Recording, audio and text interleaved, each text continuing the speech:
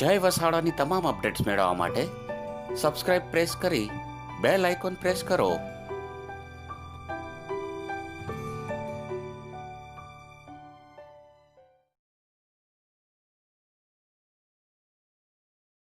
Yeah, it's some network issues. Yeah, some network. Always there is a network issue. And આપણે heart work ના માણસો છીએ. We are the people of the heart work, not the health work. And you are the person of the art work as well. So it's Yes. nice meeting you again. First time in Ahmedabad, then Baroda, and now you are in London. Correct. You know, Jay bhai, I realize that every time I meet you, I'm in a different city. Oh, I see. So Yeah. next time we do a video call, I might be on the moon also. Oh, that's great. I would love to see in the cosmos. Person like you who knows so much about Indian heritage, Indian literature, and our great, you can say that, I will not tell the mythology. Mythology is too small a word to define the Indian heritage. Heritage is the right word for India. And you are the brand ambassador, and currently you are handling Government of India post as a diplomat at Nehru Center in London, and that's a great news. So congratulations for that. Thank you. और हमारे काफी सारे लोग गुजराती हैं. गुजराती में एक आपकी किताब आ रही है, रावण, नवभारत साहित्य मंदिर के द्वारा 25वीं मई को, और हम सोचेंगे कि लोकनाथ तक तो चला गया होगा. इस किताबों की हेराफेरी के लिए चला गया होगा, इसमें कितना तो मैं सोच सकता हूँ. तो हम हिंदी में बात करेंगे. आपके गुजरात के दामाद है. तो मैं ये कह रहा था, हमारे सब जो सुनने वाले लोग इकट्ठा हुए हैं, कि काफी सारे लोगों को पता नहीं भी होगा, तो मैं बता दूं कि गुजरात के दामाद हो आप, तो आप गुजराती तो समझ ही लेते हो, आपकी घर की भाषा है गुजराती. तो लेकिन मैं बात हिंदी में इसलिए कर रहा हूँ कि आपको भी कंफर्टेबल महसूस हो, और काफी सारे और सुनने वाले लोग हैं जो नॉन गुजराती हो, उनको भी अच्छा लगे. तो हम शुरू करते हैं आपकी ये पूरी जो सीरीज आएगी. पहले सायन ऑफ इश्लाकू आया, फिर डॉक्टर ऑफ मिथिला, रावण आया, और आपने नाम चेंज करके राम भी कर दिया. वो पोटनावाल की किताब का नाम था, वो राम कर दिया, किसी का रामचरित्र आ रहा है. तो अब तक मैंने पढ़ा है 5 किताबें आ रही है, तो 3 आई, 5 बुक्स. यस. तो शिवा ट्रायोलॉजी की 3 और राम की 5. ग्रेट. आने वाली पीढ़ियां आपको याद रखेगी इस काम के लिए. मैं आपको शुक्रगुजार हूँ उन सब पाठकों की ओर से जिन्होंने बहुत सराहा इस काम को. तो पहला सवाल जो आपको करना चाहता हूँ वो रावण के बारे में है, क्योंकि किताब आ रही है रावण क्या रही है. तो मैंने लिखा, रौनक ने मुझे पूछा, हमारे नवभारत वाले, कि क्या लिखे इसमें. तो मैंने कहा विश्व का पहला विलन लिखे, फर्स्ट खलनायक. क्योंकि वो गिलगामेश वाली जो स्टोरी है, जो यूरोप में बहुत सारे लोगों ने बताई कि पुरानी स्टोरी है, उसमें कोई एपिक का तत्व तो है नहीं, और न तो रामायण जैसी कोई डिफाइन जो महाकाव्य है जो वाल्मीकि ने लिखा पूरे वर्सेस में, ऐसा कोई एपिक काव्य भी गिलगामेश वाला है नहीं. फिर भी वो लोग बता रहे हैं कि ये दुनिया का पहला है, दुनिया का पहला है. तो मैं तो गर्व से कह सकता हूँ कि हमारा रामायण दुनिया का सबसे पहला एपिक है, और इसका जो हीरो है वो दुनिया का सबसे पहला हीरो है, उसका जो विलन है वो दुनिया का सबसे पहला विलन है. करेक्ट. आप क्या मानते हैं अमित भाई, रावण विलन है, नायक है, प्रतिनायक है, या खलनायक है? क्योंकि हम हिंदी में बात कर रहे हैं जी, इस बात को थोड़ी और गहराई से समझा जा सकता है. क्योंकि कई बार क्या है कि जब से वो पिक्चर आई थी खलनायक संजय दत्त की, हमारे भारतीय मतलब हमारे जहन में, हमारे मन में ये जो शब्द है खलनायक, हमने इसका अनुवाद विलन कर दिया है. उसका सही अनुवाद विलन नहीं है एक्चुअली, क्योंकि विलन एक अंग्रेजी शब्द है जिसमें it's a very loaded word, कि विलन मतलब एकदम पूरा लुच्चा लफंगा जो अपनी माँ को भी भेज देगा, एकदम वैसा आदमी. Total black, total dark, total black. लेकिन खलनायक का मतलब वो नहीं है. नायक का मतलब है कि जो कहानी को आगे ले जा रहा है. जी. तो खल, अगर नायक शब्द में हम खल ऐड कर दें तो उसका मतलब है कि जो पात्र कहानी को विपरीत दिशा में ले जा रहा है, बस. अरे वाह. कोई मोरालिटी लोडेड नहीं है. ठीक है. ओके. हमारे पूर्वजों, खल का मतलब बुरा नहीं है, खल का मतलब है डाउटफुल, जो नॉट रॉन्ग, डाउटफुल. ठीक है। राइट, मतलब नायक जो है एक लीडर है जो कहानी को एक दिशा में ले जा रहा है, खलनायक एक अलग दूसरे दिशा में ले जा रहा है, और कहानी में नायक और खलनायक का जो वेश होगा, युद्ध होगा, जो भी होगा, वही कहानी का मतलब वही कहानी का मूल निकलेगा उससे, ठीक है। तो खलनायक का मतलब ये है, विलन नहीं है, ठीक है।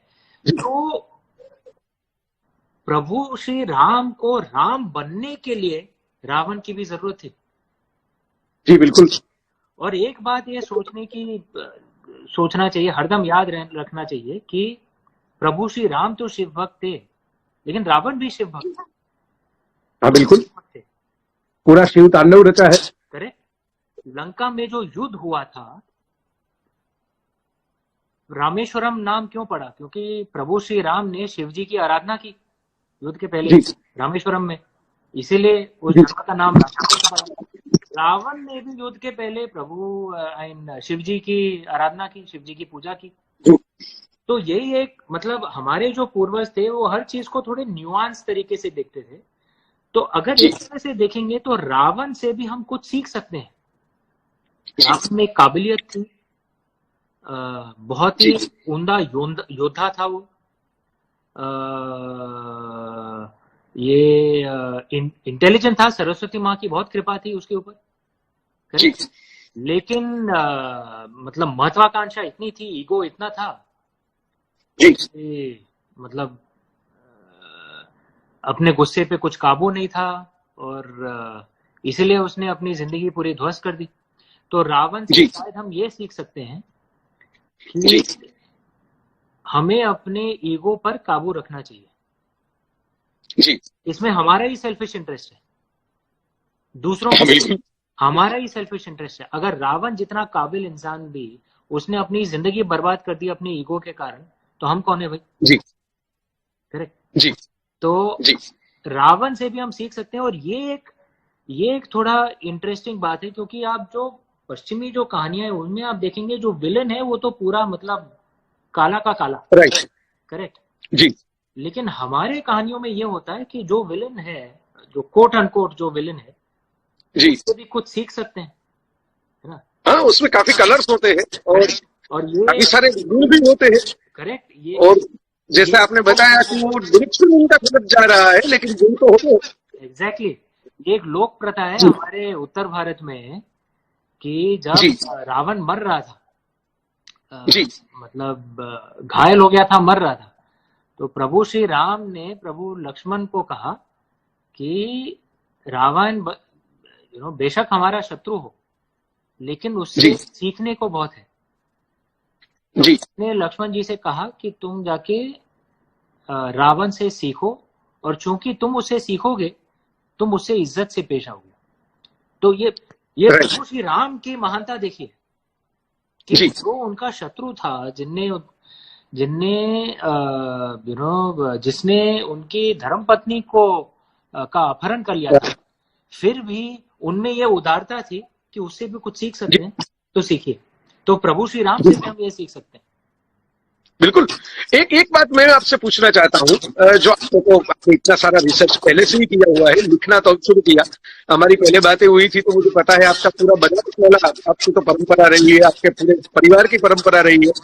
तो एक जो बात जहन में आती है जब हम रामायण की कहानी पढ़ते हैं, तो कुछ ऐसे वर्जन है, वाल्मीकि रामायण का ऐसा वर्जन नहीं है कि रावण सीता के स्वयंवर में आया था, स्वयंवर हुआ था, लेकिन बाकी के वर्जन में ऐसा है कि रावण आया था। लेकिन ओरिजिनल वाल्मीकि को फॉलो करें तो शकुंतला जो उसकी बहन थी, उसने रावण को प्रवोक किया। ये बड़ा इंटरेस्टिंग है कि भाई एक स्त्री की प्रपोजल रिजेक्ट होती है, वो फ्रस्ट्रेट होती है उस रिजेक्शन की वजह से, और उस रिजेक्शन की वजह से वो रिवेंज में अपने भाई को मोहरे की तरह इस्तेमाल करती है। आपने कुछ ऐसा कहा है रावण में, कुछ ऐसी बातें एक्सप्लोर की है? देखिए ये शूर्पणखा का हमारे पूर्वज ये कहते थे कि हर शब्द, हर नाम के रूट को समझना चाहिए, ओके जी, धातु को समझना चाहिए, तो फिर उसे हमें समझ में आता है उसके बारे में। जी। तो हमारा जो अमर चित्र कथा कॉमिक्स है उसमें शूर्पणखा को पूरा एक हरे रंग का सींगों के साथ वैसा दिखाया गया है, ठीक है जी लेकिन जो नाम है शूर्पणखा, जो शब्द है, इसका मीनिंग क्या है, ठीक है जी नखा मतलब नेल्स, बिल्कुल शूर्प क्या है, ओके शूर्प वो जो विनोइंग बास्केट होता है ना, ये राइट घुन छानने के लिए विनोइंग बास्केट, ओके अगर इसको आप उल्टा करेंगे तो वो शूर्प बहुत स्मूथ होता है, ओके आई सी राइट तो राइट शूर्प नखा मतलब मैनिक्योर्ड वेरी नाइस नेल्स, मतलब क्लॉज नहीं है, मैनिक्योर्ड वेरी नाइस नेल्स। तात्पर्य यह है कि the assumption is Shurpanakha was actually very beautiful, बहुत सुंदर थी वो, आई सी और वो ऐसी सुंदर थी कि उसे ऐसा लगता था कि भाई I am going to a man and I am saying I am interested, उसकी कैसी मजाल कि वो मुझे ना कहे, right ego of beauty, ego था, ego of beauty, correct yes भाई तुम कौन होते हो मुझे ना बोलने वाले, क्योंकि राइट मेरे इर्द गिर्द आदमी भागते रहते हैं, करेक्ट तो ego of beauty, that's what she had and that ego was hurt, right and she provoked, she got angry, she wanted vengeance. तो रामायण में भी there are so many characters, and हमारे जो पूर्वज कहते थे कि जज मत करिए, सीखिए लोगों से, जज क्या मत बात है, ओके क्या बात है, बढ़िया, it's a full waste of time, ठीक है राइट हर इंसान, हर पात्र से जो आप मिलते हैं उनके नजरिए को देखिए और उससे सीखिए और फिर अपने लाइफ में अप्लाई करिए, that is the way, right right तो शूर्पणखा से भी हम सीख सकते हैं भाई ये जो ईगो ऑफ ब्यूटी है ये सिर्फ औरतों में नहीं मर्दों में भी होता है, many men also have right कि आई एम गुड लुकिंग मतलब I can do what I want, some men also have, right correct, तो then that is something we should try and control. Ravan में ईगो ऑफ इंटेलिजेंस था and ego of power था, जी correct, Ravan had an ego of, Shurpanakha had ego of beauty, right तो किसी भी तरह का ईगो डेंजरस होता है, हम ये मैसेज ले सकते हैं इसमें से। और एक बड़ी इंटरेस्टिंग बात, हमारे गुजरात के एक बड़े साहित्य परिषद के अध्यक्ष भी है और बड़े फेमस, इंटरनेशनली फेमस पोएट है सीतांशु यशवंतचंद्र, शायद आपने उनका नाम सुना होगा, माया मेम साहब और ऐसे केतन मेहता की फिल्मों की पटकथाएं भी उन्होंने लिखी। सीतांशु भाई ने एक बड़ा मशहूर काव्य सालों पहले लिखा था, जटायु, बड़ा लंबा दीर्घ काव्य था, उसका नाम था जटायु, काव्य का नाम था जटायु, जो गिद्ध था रामायण में, गिद्ध जटायु, उसको नाटक बना के लिए उन्होंने काव्य लिखा था। उसमें एक पंक्ति उन्होंने गुजराती में लिखी थी जिसमें जटायु तो मर रहा है लेकिन आज का जटायु, और उसमें एक शब्द उन्होंने प्रयोग किया था नीलो अंधकार, means green darkness. Green darkness मानी ये सब मॉल हो गए, मल्टीप्लेक्स हो गए, हेल्थ हो गया, सब लोग बड़े इतने आराम में आ गए कि वो भी एक डार्कनेस है, लगता है बहुत ब्राइट है लेकिन इन ए वे बड़ी साहित्यिक बात थी उन्होंने लिखी हुई, लिटररी बात। तो उसमें जटायु मरते वक्त ये कहता है कि इस वन में क्या मुझे ऐसे ही मरना है, नहीं दशानन दक्षिण है, नहीं उत्तर राम, राम जैसे नायक भी अब नहीं है मेरे इर्द गिर्द और रावण जैसे खलनायक भी नहीं है। आजकल रावण भी आप समाचार हम पढ़ना या सुनना बंद कर दो, ऐसे समाचार आते हैं ये मोलेस्टेशन के, अब्यूज के, रेप के। रावण को कम से कम इतना तो पता था कि मैं उसकी पत्नी को लेकर आया हूं तो उसकी सहमति का वो इंतजार करता रहा, correct, he has waited for the at least information, abduction के अशोक वाटिका में रखा, बार बार पूछा, करेक्ट, तो ऐसा भी अब तो ऐसे खलनायक भी नहीं दिखते हमारे जो यूट्यूब जैसे विलन के पास आते हैं, आपने बताया total black, total, correct correct correct. So ऐसा क्या हुआ कि हमारी जो एक पूरी धारा थी, खलनायक भी किसी नियम का पालन करता था, वचन में बद्ध होता था, और आज ऐसे नायक को हम दिखाई दे रहे, खलनायक को तो छोड़ी, नायक भी अपने वचन का पालन नहीं करता। कलयुग है ना जी, कलयुग है। वो तो त्रेता युग था। जी जी, धर्म के 3 आज तो धर्म का सिर्फ एक ही पांव है, लेकिन कहते हैं, कुछ लोग कहते हैं कि कलयुग समाप्त होने में आ रहा है, और हाँ, समय फिर से सुधरना शुरू करेगा। और ये कोरोना आपको फिर से डिफाइन करेगा। और इसमें फिर भारत का भी एक बहुत अच्छा योगदान होगा। मेरा जी जी मानना है कि ये जो कोरोना वायरस जो महामारी है, क्योंकि एक चीज आप देखेंगे, ये सिर्फ हमारे पूर्वज नहीं, ये तो सब संस्कृतियों में ये कहते थे कि जब भी कोई युग बदलता है जी there is a lot of उथल पुथल बहुत होती है, यू नो। जी जैसे अभी सिर्फ कोरोना महामारी नहीं हो रही है, वो आपने जी सुना होगा कि एक कॉमेट आया था और पृथ्वीलोक से इतना पास से होके गुजर गया, यू नो। राइट और वो जो वीडियो आपने देखा होगा, जो कॉमेट जो, और मैंने वो वीडियो देखा, ऐसे मैं सोच रहा था ये साल क्या है भाई, क्या क्या नहीं हो रहा है, सब आउट ऑफ सिलेबस चीजें हो रही हैं। और अगर इतना उथल पुथल हो रहा है, इसमें होता क्या है कि भाई पूरी जो दुनिया है, पूरा जो सिस्टम है, इसे बस ऐसे हिलाया जा रहा है, सब हवा में फेंक दिया, और जब लैंड करेंगे पूरी दुनिया का पैराडाइम ही अलग हो जाएगा। ओके, हम कई लोग जो घर में बैठे हुए हैं, कई लोग शायद अपनी जो जिंदगी है, अपनी जो जीवन प्रणाली है, उसको रीलुक कर रहे हैं, सोच रहे हैं उसके बारे में कि भाई यही जिंदगी जीनी चाहिए। कई जो पावर्स जो हैं, ग्लोबल पावर्स, उसमें उनमें उथल पुथल होगी। मेरा मानना है कि भारत देश इस महामारी से अभी तक तो लग रहा है कि हमने काफी अच्छा कंट्रोल किया है, और इससे हम अपनी काफी शक्ति बचाकर आगे निकलेंगे। और भारत, हमारे जो माँ भारती की जो मूल जो संस्कृति है, इसमें जीवन को देखने का नजरिया ही अलग है हमारा। हम तो वसुधैव कुटुंबकम को मानते हैं, तो शायद दुनिया ही अलग दिशा पर निकल जाए। तो मेरा मानना है कि भाई ये, हाँ, इस समय तो लगता है कि भाई ये साल क्या है, कहाँ फंस गए हम लोग, लेकिन जब भी कोई बड़ा बदलाव होता है, it happens with a lot of उथल पुथल। ये तो, हाँ बिल्कुल, ये तो होना ही। भूकंप के बाद ही हिमालय का सर्जन होता है, ऐसे तो नहीं होता। करेक्ट।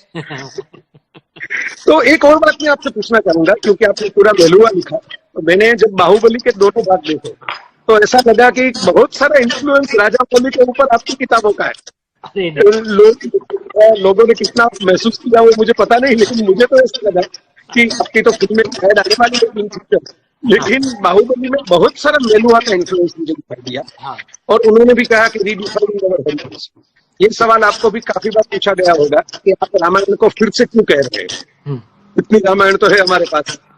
और अंग्रेजी में भी लिखी हुई है, अशोक बैंकर ने भी सालों पहले रामायण की सीरीज लिखी थी। तो आप फिर, अमीश भाई ने फिर क्यों इतने साल लगा दिए रामायण फिर से लिखी? यू नो, एक बड़ा सुंदर शेर है कि यूनानो मिस्रो रोमा सब मिट गए जहां से, अब तक मगर है बाकी नामो निशा हमारा। कुछ बात है कि हस्ती मिटती नहीं हमारी, सदियों रहा है दौरे जमा हमारा। 1000 साल से लोग हमारे ऊपर आक्रमण कर रहे हैं, हिंसा के साथ, इंटेलेक्चुअली सब। और जो भी प्राचीन जो संस्कृति जो थी, रोम, मिस्र, सब के सब मर गए, सबके सब म्यूजियम पे। हम अभी तक सारा जिंदा है, हम मरेंगे नहीं। और अगर आप सोचें कि हम क्यों जिंदा है, इसके कई कारण हो सकते हैं। हमारे पूर्वज थे, उनने घमासान युद्ध किया, उनने हार नहीं। हरिहर और बुक्का राया से लेकर छत्रपति शिवाजी तक, फिर इतने महारथी है, राणा प्रताप, जो लड़ते गए, हार नहीं मानी। लेकिन दूसरी बात यह भी है कि हमारा इतना दिल का लगाव है हमारी कहानियां और हमारे पूर्वज और हमारी संस्कृति से। ये हमारे एक देश की बहुत बड़ी शक्ति है। जैसे अगर आप ग्रीस में जाएंगे और ग्रीस में पूछेंगे कि भाई अगर जियोस और अपोलो की जब लड़ाई हुई उसके बारे में कहानी बताएं, तो वो भावुक होते हैं क्या? ज्यादातर लोग नहीं होंगे, क्योंकि वो कहानी उनके लिए इतना मायने नहीं रखता है जितने इनके पूर्वजों के लिए रखता था। लेकिन आज भी आप रामलीला करेंगे और जब सीता अपहरण हो रहा है ऑडियंस में कितने लोग हैं जिनकी आंखें नम होंगी, आंसू बह रहे होंगे। आज भी जी हमें वो मतलब महसूस होता है, आज भी हमारा इमोशन इतना स्ट्रांग है। करेक्ट। जी हमारी जो पूर्वजों की जो कहानियां थी, हमारी सब इतना स्ट्रांग है हमारा अटैचमेंट, इसीलिए हम जिंदा जी हैं। और राइट। चूंकि हमारा अटैचमेंट इतना स्ट्रांग है, हम ये कहानी सुनने से कभी थकते नहीं है। वही कहानी हमें बार बार सुनी। बिल्कुल। ये हमारे जो भी महान डायरेक्टर हैं, और राजा मौली जी ने भी ये कहा था, जी जो भी हमारे जो महान कहानियां होती हैं वो जी रामायण या महाभारत की कहीं ना कहीं तो इंटरप्रिटेशन है। आप हाँ पिक्चर बिल्कुल। में देखिए, किताब में देखिए, क्योंकि हम जो भारतीय हैं, भारतवासी जो हैं, ये कहानियां सुनने से कभी हम लोग थकते नहीं है। और बिल्कुल। उसी कहानी का हमें अलग अलग इंटरप्रिटेशन सुनना है। और मैं कहता जी हूँ कि हाँ, शायद विदेशी लोग हमारे ऊपर हंसते होंगे। ये जो रामायण जी जो दूरदर्शन में जो अभी जो टेलीकास्ट जो हुई थी, जी ये मतलब आधुनिक दौर की तो सबसे, पूरे दुनिया भर में सबसे सक्सेसफुल प्रोग्राम हो गए। करीब हाँ 8 करोड़ लोगों ने इसे, आईएस वॉच।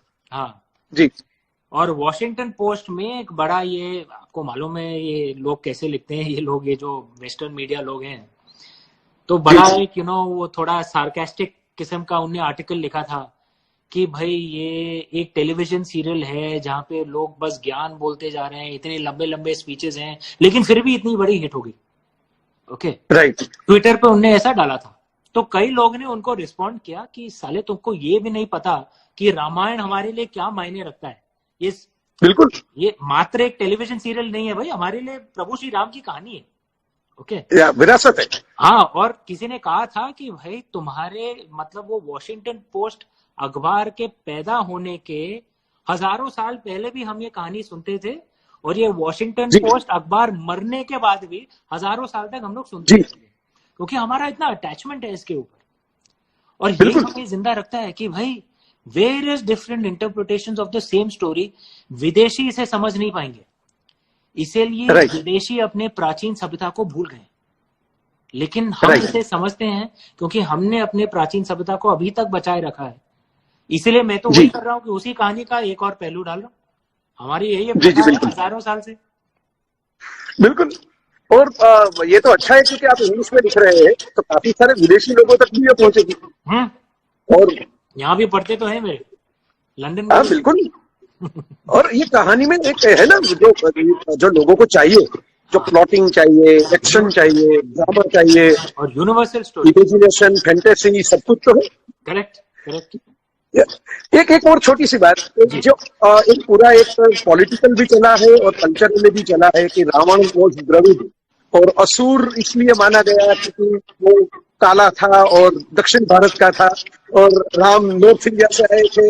आपको तो भी होगा, पूरा पिक्चर मोबाइल चलता है वो पॉलिटिकली। हाँ। तो क्योंकि आपने राम अब आ रही है तो उसमें आपने टच किया है इस आस्पेक्ट, द्रविड़ वाला, साउथ इंडिया वाला, नॉर्थ इंडिया वाला? ये देखिए, वाल्मीकि रामायण में ये शब्द द्रविड़ तो कहीं इस्तेमाल नहीं किया है। बिल्कुल। आप जो मैं तमिलनाडु में पढ़ा हूँ, by the way. I have studied in Tamil Nadu कुछ सालों तक। जी तो अभी भी थोड़ी तमिल मुझे याद है। तो और उस जमाने में तो मैं करीब 30 साल पहले की बात कर रहा हूँ। उस जमाने में मैं थोड़ा बहुत तमिल बोल भी लेता था।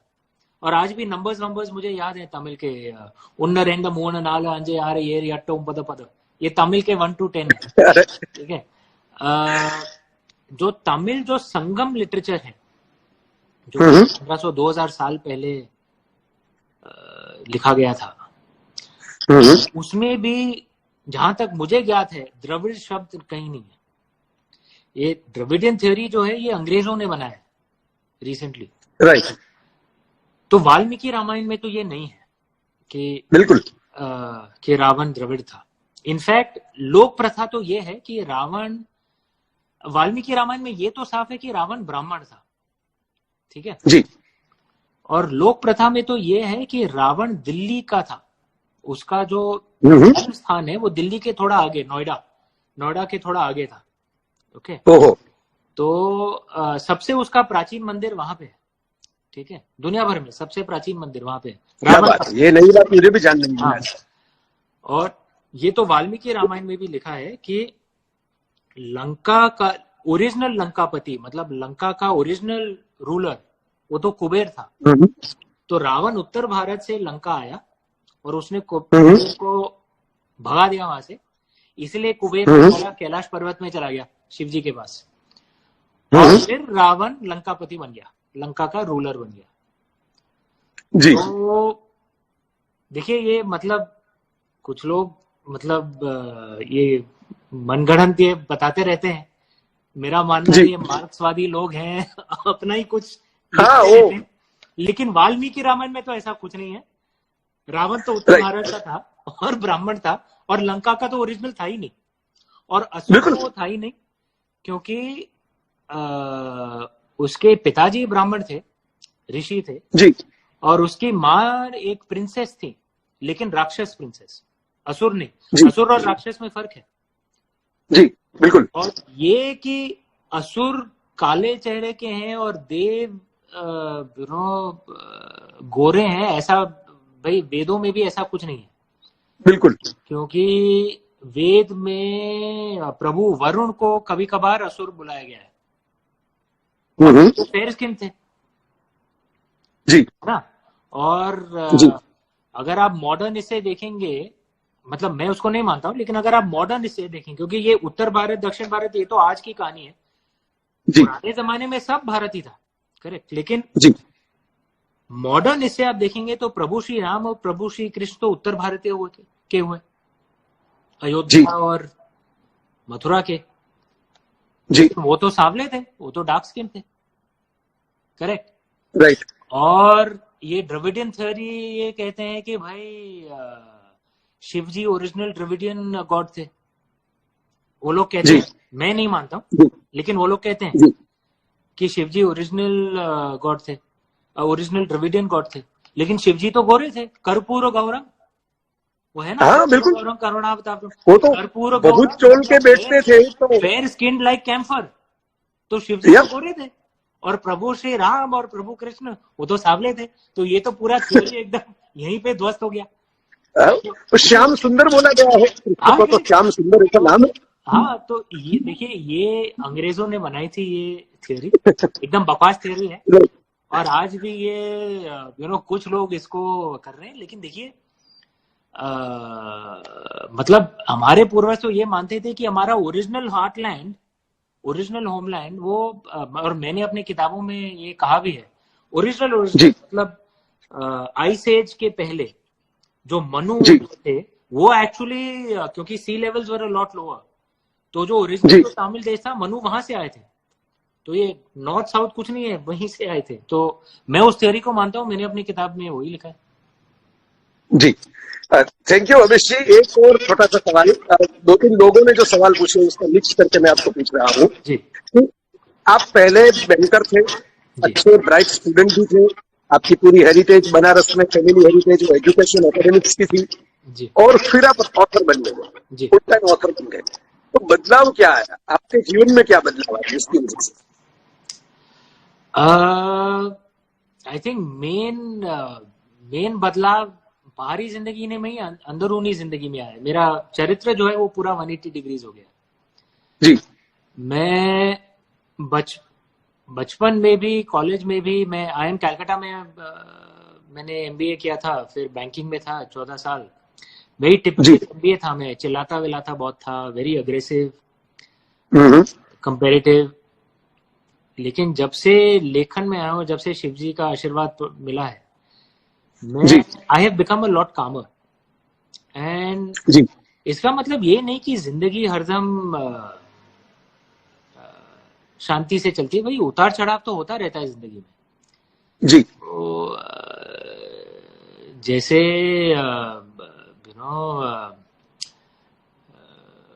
प्रभु गौतम बुद्धा ने भी कहा था कि भाई उनके जो 4 नोबल ट्रूथ्स थे, उसमें सबसे पहला तो ये था कि grief is the ultimate reality of life, कि सबको दुख मिलेगा, ये विधि का विधान है, this can not be escaped जी। और मुझे भी मतलब पिछले 3-4 साल पर्सनल लाइफ में, जाती जिंदगी में, इट हैज बीन डिफिकल्ट, लेकिन जी, क्योंकि मेरा चरित्र हैज बिकम अ लॉट कामर, लॉट मोर सेंटर्ड. भाई जिंदगी जी का तो उतार चढ़ाव है, मैं इसे संभाल सकता हूँ. जी जैसा मैं मतलब पहले हुआ करता था, I don't know how I would have been, you know. गुस्सा, जी शायद गुस्सा बहुत आता, शायद भगवान जाने, यू नो. अगर इंसान का मन पे काबू नहीं होता है तो जो भी संसार की जो मार पड़ती है, दैट जी hurts a lot more, right. अगर मन जी शांत है तो भाई उतार चढ़ाव तो ठीक है, होता है, देखते हैं, आगे बढ़ते हैं. जी जी दैट बिल्कुल इज वेरी इंपॉर्टेंट. वो सबसे मेरा शिव जी का सबसे बड़ा आशीर्वाद वही रहा है मुझे. जी मेरा चरित्र बिल्कुल. की डिग्री बढ़ गया. आई एम मच हाँ, काम. क्योंकि हमारे हमारे यहाँ ये भी कहा गया है कि ये जो कथाएं हैं वो आप बार-बार पढ़िए, उनका निरंतर जप कीजिए, निरंतर श्रवण कीजिए, निरंतर अनुशीलन परिशीलन मनन कीजिए, तो आपको उसमें से कुछ न कुछ नया मिलता रहेगा. इसलिए तो पाठ की परंपरा है भारत में. आपको पुरानी कथाओं का पाठ करना है और इसलिए गाया जा रहा है. हमारे तो आप गा सकते हैं कंपोज की लिरिक्स.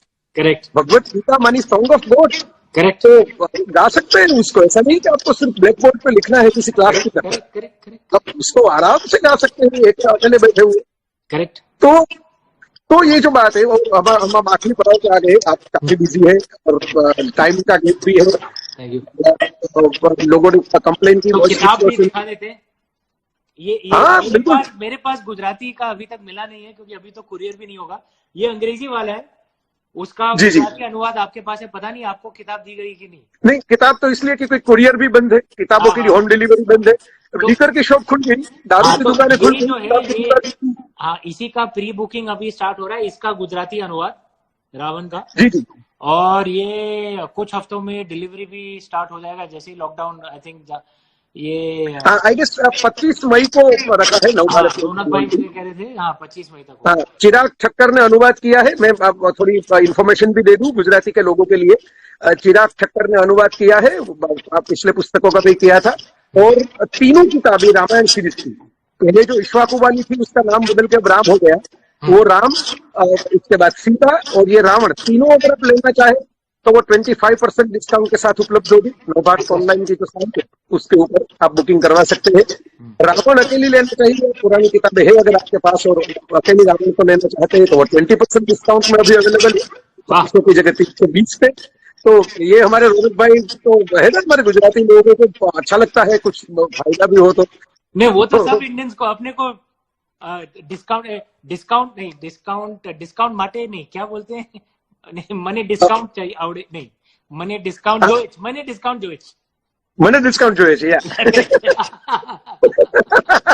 ये सिर्फ गुजरात में नहीं है, पूरे इंडिया भर में.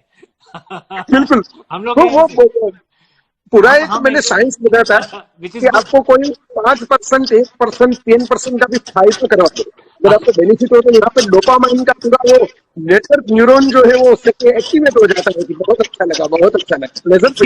इसीलिए तो धंधा इतना अच्छा चलता है वहां पे.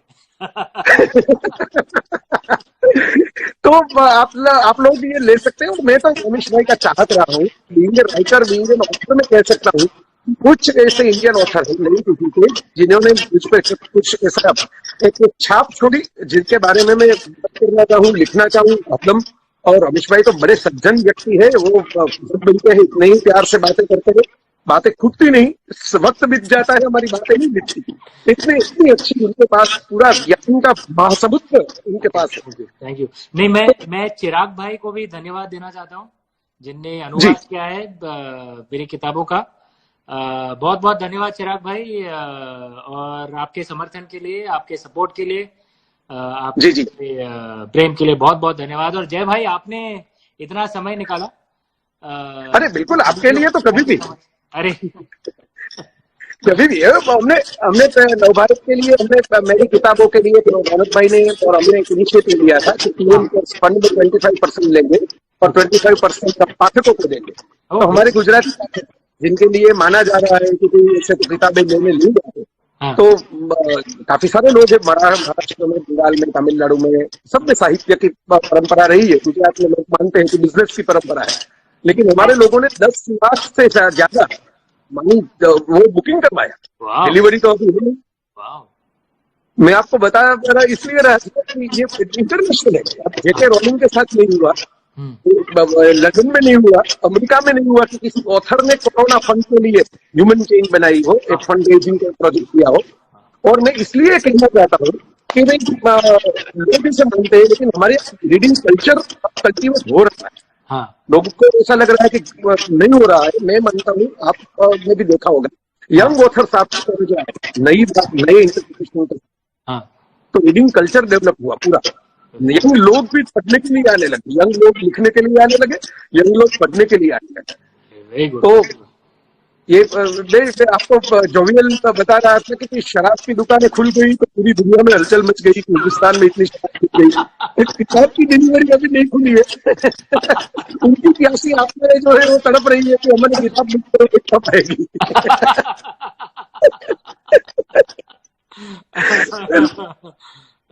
तो आखिरी जो सवाल है मेरा वो ये है कि थोड़ा बहुत ये कि आप मॉडर्न है, अच्छी अंग्रेजी लिख सकते हैं, बोल सकते हैं, लंदन में बैठे ये देखिए आपने, आप क्या मानते हैं इस जो समय है, उस समय में, क्योंकि अब तो ऐसा है कि भाई पूरी दुनिया में हलचल मच गई है, ऐसा नहीं कि सिर्फ हिंदुस्तान में, पूरी दुनिया में डिप्रेशन है। हमारी विरासत, हमारी संस्कृति जिसका आपने बहुत अध्ययन किया, वो क्या मैसेज दे सकती है इस समय? ये बड़ा अच्छा सवाल है, और मैं ये कहूंगा, आप देखेंगे हमारी जो संस्कृति है, एक चीज जो हमारे पूर्वज कहते थे कि अति सर्वत्र वर्जित, that extremes of anything is should be avoided. Divine is a balance, संतुलन में होना चाहिए जी। शायद जो दुनिया के साथ हो रहा है, जो अभी जो हो रहा है, एक तरफ से शायद इसलिए हो रहा है क्योंकि हमारी जो मानव जाति है जी, हम अपनी ग्रीड में कई बार हम अति भी कर रहे हैं। जैसे आप देखिए, वायरस जो है, वायरस का डेफिनेशन क्या है कि एक प्राणी जो इतने तेजी से मल्टीप्लाई करता है जी, और इतना ग्रीडी है, इतना लालची है कि खुद के लिए इतना चाहिए कि जिस वातावरण में उसे जिंदगी मिल रही है, उसी वातावरण को वो बर्बाद कर देता है। बिल्कुल। अगर इस तरफ से आप देखें तो भाई, मतलब प्रकृति माँ के लिए तो हम मानव जाति, हम लोग वायरस हैं। हाँ बिल्कुल, उस तरीके से हम लोग वायरस हैं, क्योंकि हमारी ये मानव जाति, हमारा लालच इतना है कि एनवायरनमेंट को हम लोग ध्वस्त कर रहे हैं। जो नदियां हैं, जो एनवायरनमेंट है, बेचारे जीव जंतु सबके सब मारे जा रहे हैं। और अभी जो पिछले 2 महीने मानव जाति के लिए बहुत बुरा रहा है, लेकिन आप देखेंगे एनवायरनमेंट के लिए तो, माँ प्रकृति के लिए तो बहुत अच्छा रहा है। नदियां एकदम साफ हो गई हैं, हवाएं साफ हो गई हैं, हिमालय दिखाई दे रहा है काफी शहरों में। करेक्ट। अरे जो उत्तर भारत में, मतलब बचपन में हम, अगर उत्तर भारत में आप यूपी, पूरे पंजाब से आप बंगाल तक, आप जो प्लेन जो है, कहीं भी आप होंगे, हिमालय हरदम दिखता था, क्योंकि इतने विशाल है। लेकिन आप देखेंगे 20-25 साल में तो दिखता ही नहीं था हिमालय। आप इवन क्लोज टू उत्तराखंड आप पहुंच गए, फिर भी दिखता नहीं है, क्योंकि पोल्यूशन इतना था। अभी तो सहारनपुर से भी दिखने लगा जी। और आप देखेंगे पूरे दुनिया भर में शहरों में एनिमल्स अंदर आ रहे हैं। करेक्ट। तो उनको बिल्कुल भाई, माँ प्रकृति तो उनके लिए भी है ना, सिर्फ हमारे लिए नहीं है। तो क्या हम ये सीख सकते हैं, ये जो महामारी जो चल रही है, क्या पूरा बिल्कुल दुनिया ये सीख सकता है कि भाई हमें भी थोड़ा संतुलन लाना चाहिए अपनी जिंदगी में। इतना ज्यादा लालच नहीं करना चाहिए कि मतलब एक तरीके से अगर आप धर्म और कर्म में विश्वास रखते हैं, एक तरह से शायद ये भी देख सकते हैं कि भाई जो कोरोना वायरस है, ये माँ प्रकृति का प्रकोप है, एक तरह के, to control us human beings. Correct जी। और क्या हम इससे कुछ सीख सकते हैं कि भाई अपनी जिंदगी में, हमारी जो रहने का जो ढंग है, हमारी जो प्रणाली है, इसमें कुछ तो संतुलन हम लोग ले आए जी, शायद। हाँ, तो ये तो बड़ा अच्छा मैसेज है और पूरी मानव जात के लिए है। और ये हम लोगों ने सीखा भी है। हम लोग प्रकृति को कभी हम लोग प्रकृति को कभी रिसोर्स नहीं देखते हैं, हम लोग प्रकृति जी को जी एक माँ, एक देवी के रूप में देखते हैं। जी इसलिए भारत में एनवायरमेंटल मूवमेंट करना इतना इतना डिफिकल्ट नहीं है। आप देखेंगे हमारे भारत में हमारे प्रधानमंत्री जी, सब मुख्यमंत्री जो भी जी एनवायरमेंट के लिए कुछ कर रहे हैं बड़ी आसानी से जी कर देते हैं, लेकिन बाकी सब दुनिया भर में काफी लड़ना पड़ता है उसके लिए। क्यों? क्योंकि हम लोग प्रकृति को माँ और देवी के रूप में देखते हैं। तो एनवायरमेंट तो हमारे खून में बिल्कुल। मिला हुआ है। तो हाँ इससे शायद इससे पूरी दुनिया इससे कुछ सीख सकती है, थोड़ा संतुलन, थोड़ा एनवायरमेंटलिज्म। हाँ, संतोष भी हमारे यहाँ था, ये भी था कि वेटलैंड को संभाल के रखना है, करेक्ट। थोड़ा स्पेस रखना है। अब जितने स्काई पेपर वाले सिटी बन गए, आप देखिए, चाहे वो अहमदाबाद हो, मुंबई हो, या न्यूयॉर्क हो, या रोम हो, या पेरिस हो, जितने कंजेस्टेड सिटीज है वहां पे सबसे ज्यादा अब सोशल डिस्टेंसिंग की बातें हो रही है बिकॉज ऑफ वायरस। करेक्ट। क्योंकि इतना सारा आपने लोगों को पास पास बिठा दिया, गेप ही नहीं रखा पे। करेक्ट। करेक्ट। जहाँ पे गेप है, अफ्रीका में गेप है, तो अफ्रीका तो इतना संपन्न नहीं है, लेकिन वहां पे वायरस इतना नहीं है क्योंकि वहां पे गेप है। करेक्ट। करेक्ट। तो अब मैं तो कह रहा था कि आखिरी सवाल तो पहुंच गए, लेकिन दो तीन रीडर्स के जो सवाल है वो मैंने कॉमेंट कर दिए। वो ग्रीक जिससे आपने बोला कृष्णा, वो कृष्णा के वजह से छोटे छोटे सवाल है। एक रीडर से पूछ रहा है यहाँ पे कि अमित को पूछो, महाभारत को लिखो। ये रामचंद्र श्रृंखला तो खत्म हो जाए, इसमें 5 किताबें हैं और चौथी किताब में अभी लिख रहा हूँ, तो वो खत्म हो जाए, उसके बाद महाभारत। ओके, तो चौथी हनुमान के ऊपर होगी जिससे वाइल्ड गेस? नहीं, ये देखिए, ये राम साइन ऑफ इक्ष्वाकु, प्रभु श्री राम के जन्म से सीता अपहरण की कहानी थी। सीता वॉरियर ऑफ मिथिला, सीता माँ के जन्म से सीता अपहरण तक, और रावण एनिमी ऑफ आर्यवर्ता, रावण के जन्म से सीता अपहरण तक। तो तीनों कहानियां एक ही जगह पे मतलब संपन्न होती थी, खत्म होती थी। चौथी जो किताब है यहाँ से आगे की कहानी, मतलब सीता अपहरण से रावण वध तक, तो वही। Okay okay, great. और एक सवाल ये आया कि आप अभिष भाई से पूछो कि इंडिया मस्कुलिन है या फेमिनाइन है? ये बड़ा इंटरेस्टिंग सवाल है। हाँ, ये रावण पूरा मस्कुलिन ऑथोरिटी है। हाँ, सीता और राम शायद थोड़े फेमिनाइन, कृष्ण तो फेमिनाइन ऑथोरिटी है। नहीं, ये he is not going in the traditional masculine feminine. मेरी जो शिवा ट्रिलॉजी ने मैंने masculine feminine ways of life कहा था, which has nothing to do with men women. Masculine मतलब life of laws, order, justice. Feminine way of life is life of passion, freedom, creativity. So Prabhu Shri Krishna, feminine मतलब Chandravanshi, masculine मतलब सूर्यवंशी। सो प्रभु श्री राम सूर्यवंशी होते हैं और प्रभु कृष्ण चंद्रवंशी होते हैं, फेमिनिन वे ऑफ लाइफ। आज का जो भारत है, हम लोग कानून वानून तो इतना मानते तो है नहीं, हमें मजा आता है कानून तोड़ने में उसमें कुछ फायदा नहीं हो फिर भी हम लोग कानून तोड़ते हैं। तो हम तो ज्यादा अभी एक फेमिनिन सिविलाइजेशन है जिसमें हम लोग फ्रीडम, पैशन, क्रिएटिविटी इसके ऊपर ज्यादा करते हैं। इसलिए मैं हरदम लोगों से कहता हूँ, कुछ लोग कहते हैं कि भारत को चाइना की तरह होना चाहिए। हम लोग चाइना की तरह कभी नहीं हो सकते।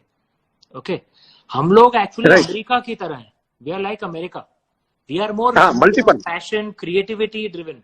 We are not a law compliance कि भाई ऊपर वाले ने जो बोल दिया वो चुपचाप हम लोग सुन। System discipline. We are very religious. हमारे यहाँ के जो लीडर हैं, जितने भी पॉपुलर लीडर हैं, जब हमसे बात करते हैं तो हमें रिक्वेस्ट करते हैं, ऑर्डर नहीं देते। आप देखेंगे क्यों? स्पेशली जो लीडर हमारे देश के चरित्र को समझते हैं, क्योंकि वो जानते हैं कि हम हर भारतवासी में एक बागी छिपा हुआ है। We are rebellious. बिल्कुल। लेकिन चाइना में जो लीडर है वो सीधे आदेश देगा और लोग चुपचाप पालन करेंगे। करेक्ट? तो सही बात। We are actually more feminine. We are at this point of time we are more Chandravanshi than Suryavanshi. Right. मैं आपको बताना चाहता हूँ, छोटी सी बातें आपको इंटरेस्टिंग लगेगी, शायद आपको तो मालूम है। जब टैगोर और आइंस्टाइन मिले थे और उन्होंने म्यूजिक की बातें की, दोनों ने मिलकर, साइंस में टैगोर एक्सपर्ट नहीं थे, पोइट्री में आइंस्टाइन एक्सपर्ट नहीं थे, तो दोनों का कॉमन इंटरेस्ट था म्यूजिक। तो टैगोर ने आइंस्टाइन को कहा कि वेस्टर्न वर्ल्ड की सिम्फनीज बड़ी फिक्स होती है, हमारे यहाँ तो ऐसा होता है कि राज रागिनी को बेच देते हैं शुरू करने का, फिर आप जो कुछ फिर आप पूरी उसमें आपको जो पिक्चर करना कर लो। करेक्ट। तो ये आप बिल्कुल। और एक छोटा सा अब आखिरी, ये आपका लास्ट वो क्वेश्चन आया है जिधर की ओर से कि अमित भाई को पूछो कि सीता की अग्नि परीक्षा पुरुष लेता है तो आज के जमाने में स्त्री को क्या करना चाहिए? आप मेरे अग्नि परीक्षा का इंटरप्रिटेशन शिवा ट्रिलॉजी में पढ़ लीजिए, और अभी जो ये रामायण में आप 5वीं किताब में मेरा इंटरप्रिटेशन पढ़ेंगे। तो मैं उनको कहना चाहता हूँ कि पहले आप अभिषेक की किताब मेलुहा में एक अग्नि परीक्षा का एक इंटरप्रिटेशन है मेरा, उसे पढ़ लीजिए। मेरा एकदम डिफरेंट इंटरप्रिटेशन है। बिल्कुल विश्वा, बड़ा अच्छा लगा। आपके पास इतने सारे पॉजिटिव वाइब्रेशन है वो गंगा जी वाले कि जब आपसे ऐसे भी ऑन कैमरा भी बात होती है तो वाइब्रेशन फील होते हैं। तो मैं आपका धन्यवाद कहता हूँ कि आपने इतना वक्त निकाला हमारे लिए, और सभी लोगों का थोड़ी आवाज की प्रॉब्लम उनकी थी, हम दोनों ध्यान रखेंगे। कनेक्शन के बारे में पहले रिहर्सल कर देंगे अगर ऐसी बात हुई है, और फिर आपके सामने होंगे, तो सॉरी फॉर दैट। तो लेकिन अच्छा लगा जय भाई, थैंक यू सो मच। ये इतने डिफिकल्ट टाइम में आपने समय निकाला मेरी किताब के लिए, मैं हरदम कृतज्ञ रहूंगा। थैंक यू बिल्कुल। अभी तो समय ही समय है हर एक के पास। आपसे बात करके हरदम मुझे आनंद मिलता है। मेरा बस यही है कि अगली बार जब हम बात करेंगे मैं कहाँ पे होऊंगा, क्योंकि एवरी टाइम मैं एक अलग शहर में होता हूँ, अलग देश में होता हूँ। बिल्कुल बिल्कुल। आई विश कि आप जितने ज्यादा घूमे इतना हम लोगों को फायदा है, क्योंकि पाठकों को कुछ नया इंटरप्रिटेशन, नई नई कहानियां मिलेगी। तो मैं तो दुआ करता हूँ कि मूल पे नहीं, इससे भी आगे आप जाए, ब्रह्मांड आगे जहाँ पे जा सकते हैं। हमारे ऋषि तो एक जगह पे बैठे हुए पद्मासन लगा के पूरी ब्रह्मांड की सफर करते थे, तो आपको कर सके प्रभु के मैं प्रार्थना करता हूँ। आपको शुभकामनाएं नई किताब के लिए। हमारे गुजराती अनुवाद रावण का जो आ रहा है दोस्तों, मैं इतना तो कहूंगा ही, अमिश भाई की कोई भी किताब आप पढ़ो, आपको भारत के बारे में कुछ अच्छी जानकारी मिलेगी, संस्कृति के बारे में कुछ नए वर्जन, नए इंटरप्रिटेशन मिलेंगे, और एक अच्छे आदमी अच्छे तरीके से कहानियां कैसे कहते हैं, स्टोरी टेलिंग की आर्ट भी दिखती। तो इन तीनों वजहों से आपको अमिश को पढ़ना ही चाहिए। अगर आपके पास ज्ञान है इंग्लिश का, गुजराती का, हिंदी का, वॉटेवर द लैंग्वेज है, तो आप उनको पढ़िए। ये मैं रिक्वेस्ट करता हूँ आपसे, बीइंग एन ऑथर, रीडर, नहीं कि मैं नवभारत वालों ने कहा इसलिए कह रहा हूँ, मैं अपने हिसाब से कह रहा हूँ कि आप उनको पढ़िए। मेरे बड़े चाहिए राइटर है, बड़े अच्छे इंसान भी है। आपका शुक्रिया अमिश भाई, आपका धन्यवाद। और इतने सारे लोग जुड़ गए हमारे साथ, उनका भी धन्यवाद। और आगे फिर मिलेंगे, फिर कोई नई बात। हमारे भारत में तो कहानियों की कमी नहीं है और विषय की कमी नहीं है, और आपके पास बात करने से ऐसा ही लगता है कि समय समाप्त न हो, अनंत हरिकथा अनंत। तो अमिश अनंत कथा मैं यहीं से समापन करना चाहता हूँ। थैंक यू जय भाई, थैंक यू। જય વસાડાની તમામ અપડેટ્સ મેળવવા માટે સબસ્ક્રાઇબ પ્રેસ કરી બેલ આઇકોન પ્રેસ કરો।